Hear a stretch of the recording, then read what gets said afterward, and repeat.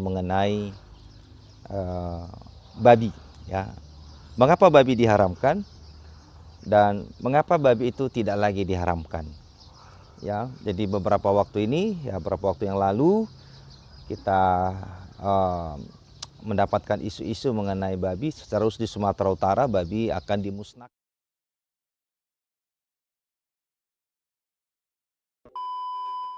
Ya, kembali lagi bersama dengan saya, Gembala Are. Dan saat ini saya akan sedikit membahas mengenai babi.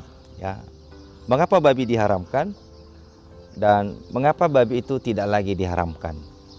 Ya, jadi beberapa waktu yang lalu kita mendapatkan isu-isu mengenai babi. Secara khusus di Sumatera Utara, babi akan dimusnahkan begitu, dan banyak orang yang melakukan aksi, ya. Ada aksi yang pro, ada aksi yang kontra begitu. Yang pro itu berarti mereka yang mengkonsumsi atau yang beternak babi begitu, ya. Dan yang kontra itulah mereka yang memang mengharamkan babi secara agama, ya. Mengharamkannya dan ingin babi itu dimusnahkan begitu, sehingga itu menciptakan sebuah polemik, ya. Pada bulan Februari lalu tanggal 10 itu ada demo di kantor DPR, ya, untuk menuntut masalah itu supaya babinya diobati dan bukan dimusnahkan. Tapi kita bukan bicara tentang itu hari ini. Saya mau bicara tentang beberapa jenis binatang yang diharamkan. Jadi sebenarnya bukan hanya babi yang dilarang Alkitab untuk dikonsumsi. Jadi supaya kita mendapatkan informasi yang netral, saya akan bacakan kepada kita dalam Imamat pasal yang ke-11, ya. Ini Imamat pasal 11 sampai ayat yang sampai ayat yang ke-18. Ini cukup panjang, ya.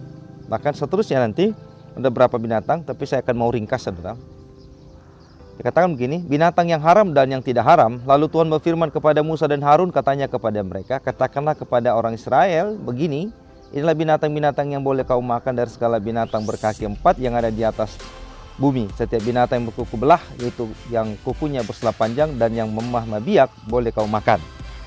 Tetapi inilah yang tidak boleh kamu makan dari yang memamah biak atau dari yang berkuku belah, unta, karena memang memamah biak tapi tidak berkuku belah, haram itu bagimu. Juga pelanduk, karena memang memamah biak tapi tidak berkuku belah, haram itu bagimu. Juga kelinci, karena memang memamah biak tapi tidak berkuku belah, haram itu bagimu. Demikian juga babi hutan, karena memang berkuku belah, yaitu kukunya berselah panjang tetapi tidak memamah biak, haram itu bagimu. Daging binatang-binatang ini janganlah kau makan, dan bangkainya janganlah kamu sentuh, haram semuanya itu bagimu. Inilah yang boleh kau makan dari segala yang hidup di dalam air, segala yang bersirip dan bersisik di dalam air, di dalam lautan dan di dalam sungai, itulah yang semuanya yang boleh kau makan. Tetapi segala yang tidak bersirip atau bersisik di dalam lautan dan di dalam sungai, dari segala yang berkeriapan di dalam air dan dari segala makhluk hidup yang ada di dalam air, semuanya itu kejijikan bagimu. Semuanya itu sesungguhnya haruslah semuanya itu kejijikan bagimu. Dagingnya janganlah kau makan dan bangkainya haruslah kamu jijikan. Segala yang tidak bersirip dan tidak bersisik di dalam air adalah kejijikan bagimu. Inilah yang harus kamu jijikan dari burung-burung. Janganlah dimakan, karena semuanya itu adalah kejijikan, ya. Burung rajawali, kering janggut, dan elang laut, elang merah dan elang hitam menurut jenisnya. Setiap burung gagak menurut jenisnya. Burung unta, burung hantu, camar dan elang sikap menurut jenisnya. Burung punguk, burung dendang, ya, dan burung hantu besar, burung hantu putih, burung undan, burung ering, burung ranggung, bangau menurut jenisnya, meragai dan kelelawar, ya.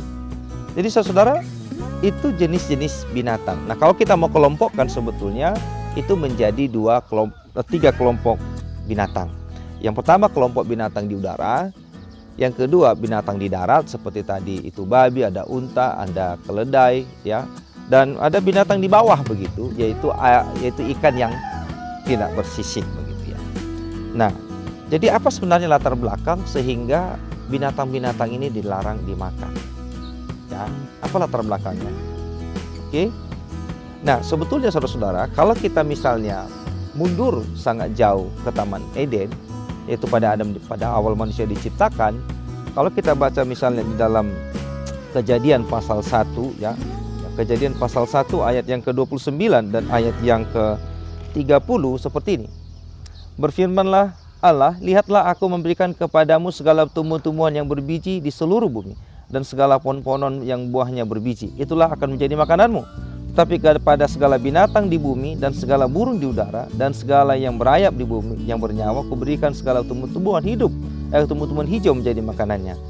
Ya, jadi saudara, pada awal penciptaan manusia tidak diciptakan untuk memakan binatang. Ya, binatang itu sebenarnya bukan konsumsi manusia. Apakah itu sapi, apakah itu misalnya ayam, bukan, saudara. Ketika Tuhan menciptakan manusia, konsumsinya adalah buah-buahan berbiji. Binatang adalah konsumsinya maksudnya adalah tumbuh-tumbuhan hijau.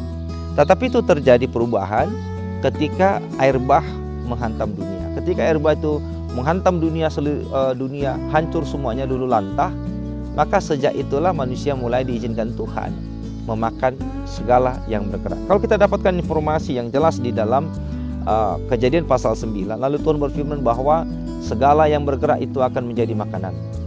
Boleh kau makan segala yang bergerak. Ya, jadi situ tidak ada pengelompokan binatang tertentu yang direkam, tidak ada. Ya, tidak ada, saudara-saudara. Ya, jadi pada peristiwa atau setelah peristiwa air bah, itulah awal di mana manusia mulai makan daging, dan itulah juga awal di mana binatang mulai memakan binatang. Sebelumnya tidaklah seperti itu. Ya, sampai kepada zamannya Abraham, pada zaman Abraham, di mana Allah berjanji akan mengutus juru selamat, dan juru selamat itu akan lahir dari keturunan Abraham. Ya, jadi janji akan kedatangan juru selamat itu sekali lagi, ya, itu sudah dimulai pada zamannya Adam, ditegaskan lagi pada zaman Abraham bahwa dari keturunan dia akan lahir juru selamat, begitu. Dan bangsa keturunan daripada Abraham ini nanti akan menjadi sebuah bangsa yang Tuhan pilih untuk menghadirkan juru selamat. Ya, jadi Tuhan menginginkan supaya keturunan daripada Abraham ini tidak boleh menikah dengan bangsa-bangsa lain. Ya, itu suku atau bangsa Israel tidak boleh menikah dengan bangsa lain. Sebab kalau mereka menikah dengan bangsa lain itu akan bermasalah. Ya. Jadi untuk menjaga kemurnian keturunan dari Abraham sampai kepada juru selamat itu datang, maka bangsa Israel dilarang untuk menikah dengan bangsa lain. Ya, dilarang menikah dengan bangsa lain. Nah, jadi untuk menggambarkan ini, untuk menyimbolkan bangsa-bangsa lain ini, maka Tuhan mengharamkan berapa jenis binatang. Ya, kelompok pertama di udara, kelompok kedua ada di darat, kelompok ketiga ada di dalam air. Nah, jadi binatang yang di atas itu, saudara, itu menggambarkan bangsa-bangsa yang strata sosialnya itu di atas bangsa Israel misalnya. Jadi mereka tidak boleh menikah dengan bangsa manapun, sekalipun itu anak raja, pangeran, bangsawan, mereka tidak boleh menikah dengan itu. Untuk apa? Untuk menjaga kemurnian keturunan dari Abraham hingga juru selamat tampil atau juru selamat datang menggenapinya. Ya, jadi sebelum juru selamat datang, mereka tidak boleh kawin-mengawin dengan bangsa manapun, dan itu haram gitu. Ya, mereka tidak boleh menikah dengan bangsa manapun, sekalipun itu strata sosialnya sama dengan mereka. Itu digambarkan dengan tidak boleh makan babi, makan unta, makan keledai, makan kancil, dan seterusnya. Tidak boleh, saudara. Ya, jadi binatang tadi itu menggambarkan bangsa lain yang strata sosial sama dengan mereka. Ya, mereka juga tidak boleh menikah dengan bangsa lain, sekalipun itu budak mereka, dan budak mereka itu cantik-cantik, tampan-tampan, tidak boleh mereka saling menikahi. Itu digambarkan dengan mereka tidak boleh memakan ikan yang tidak bersisik, ya, dan tak bersirip. Ya, contohnya apa? Ikan lele, ya, belut, ya, itu tidak bersisik dan tidak bersirip. Tidak boleh mereka menikah, ya, memakan itu. Mengapa? Itu adalah gambaran atau simbol daripada mereka tidak boleh menikah dengan bangsa lain, sekalipun itu budak mereka yang mungkin cantik dan tampan, tidak boleh. Ya, pertanyaan sampai kapan? Ya, sampai kapan? Karena memang ini menggambarkan atau menuntun mereka sampai kepada juru selamat yang akan datang. Maka ketika juru selamat datang, maka ini berhenti dengan sendirinya. Nah, kalau kita baca di dalam Kisah Para Rasul pasal yang ke-10, memang si Rasul Petrus sendiri baru mengerti begitu ya. Satu Kisah Para 10 ayat 34 gitu ya. Kisah Para 10 ayat 34, lalu mulai Petrus bicara, katanya, sesungguhnya aku telah mengerti bahwa Allah tidak membedakan orang. setiap orang dari bangsa manapun yang takut akan Dia dan yang mengamalkan kebenaran berkenan kepadanya. Dulu tidak, saudara. Tuhan hanya memilih bangsa Israel. Sampai dikatakan itulah biji matanya. Ya, sampai katakan itu biji matanya. Jadi setelah Juru Selamat datang, maka tidak ada lagi yang namanya perbedaan itu. Dalam Alkitab 1 Korintus pasal yang ke-6, ya, 2 Korintus pasal 6 ayat 14, hendaklah engkau menjadi pasangan yang sepadan atau seimbang. Apa maksudnya? Menjadi pasangan itu haruslah satu iman begitu. Ya, jadi saudara, latar belakang larangan memakan binatang tertentu adalah untuk pemurnian. Ya, itu pemurnian keturunan daripada Abraham sampai Juru Selamat. Ya, latar belakang oleh janji. Janji akan datangnya, akan lahirnya Juru Selamat dari keturunan Abraham, dari bangsa Israel.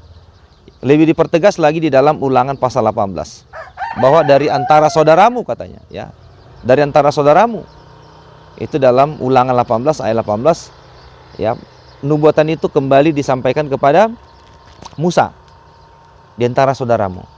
Jadi itu larangan makan babi itu, larangan makan binatang-binatang tertentu tadi itu dimulai pada zamannya Musa. Ya, mengapa pada zamannya Musa? Karena pada zaman itulah bangsa Israel mulai ditetapkan sebagai bangsa yang dihadirkan untuk untuk memberitakan kabar baik kepada dunia bahwa nanti Juru Selamat itu akan lahir dari bangsa mereka. Ya, Juru Selamat akan lahir dari bangsa mereka. Jadi mulai dari saat itu mereka tidak boleh memakan binatang-binatang tertentu. Sampai kapan? Sampai Juru Selamat datang. Begitu Juru Selamat datang, kita baca di dalam Alkitab, yaitu di dalam Markus pasal yang ke-7, saudara. Markus pasal yang ke-7, di situ diberikan ketegasan, yang mulai ayat 17. Markus pasal 7 ayat 17, sesudah ia masuk ke sebuah rumah untuk menyingkirkan orang banyak, murid-muridnya bertanya kepadanya tentang arti perumpamaan itu. Maka jawabnya, apakah kamu tidak dapat memahaminya? Tidak tahukah kamu bahwa segala sesuatu dari luar yang masuk ke dalam seseorang tidak dapat menajiskannya? Karena bukan masuk ke dalam hati, tetapi ke dalam perutnya, lalu dijambat. Dengan demikian ia menyatakan semua makanan halal. Ya, dengan demikian ia menyatakan semua makanan halal. Ayat 20 katanya lagi, apa yang keluar dari seseorang itulah yang menajiskannya. Sebab dari dalam, dari hati orang timbul segala pikiran jahat, percabulan, pencurian, pembunuhan, perzinahan, keserakahan, kejahatan, kelicikan, hawa nafsu, iri hati, hujat, kesombongan, kebebalan. Semuanya hal-hal jahat ini timbul dari dalam hati dan menajiskan orang. Jadi sekali lagi saudara, setelah Juru Selamat datang, dia sebagai pembuat undang-undang, sebagai pembuat hukum, dia mengamandemennya. Mengapa dia amandemen saudara? Karena sudah digenapi. Kalau itu tak masih dilakukan, itu menjadi masalah. Ya, berarti Juru Selamat seolah-olah belum datang. Ya. Nah, jadi Tuhan Yesus dengan tegas mengatakan tidak lagi makanan yang haram, saudara. Ya, tidak lagi. Oleh karena itu, mari kita sikapi dengan baik. Ya. Jadi sekali lagi tidak ada lagi makanan yang haram, karena semua itu sudah selesai. Ya, jadi makan apa saja boleh nggak? Boleh. Menurut Alkitab makan apa saja boleh asalkan itu berguna. Ya, kalau memang tidak berguna saudara dan alergi memakan babi, lebih bagus jangan. Tetapi setelah Yesus Kristus datang, maka pengharaman terhadap makanan-makanan itu dihentikan. Apakah ada ayatnya? Ada saudara. Coba kita baca di dalam Kolose ya. Kalau kita baca dalam Kolose pasal 2 ayat 16 ya, Kolose pasal 2 ayat 16 dan 17 dikatakan begini. Karena itu janganlah kamu biarkan orang menghukum kamu mengenai makanan dan minuman atau mengenai hari raya, bulan baru ataupun hari Sabat. Semuanya ini hanya bayangan dari apa yang harus datang, sedang wujudnya ialah Kristus. Ya, jelas dengan tegas ya Alkitab mengatakan, karena itu janganlah kamu biarkan orang menghukum kamu mengenai makanan dan minuman atau mengenai hari raya, bulan baru ataupun hari Sabat. Semuanya ini hanyalah bayangan dari apa yang harus datang, sedang wujudnya ialah Kristus. Ya saudara, saya pikir ini cukup jelas. Jadi jangan lagi diomong-ambingkan oleh ketidakbenaran. Tuhan Yesus memberkati kita. Amin.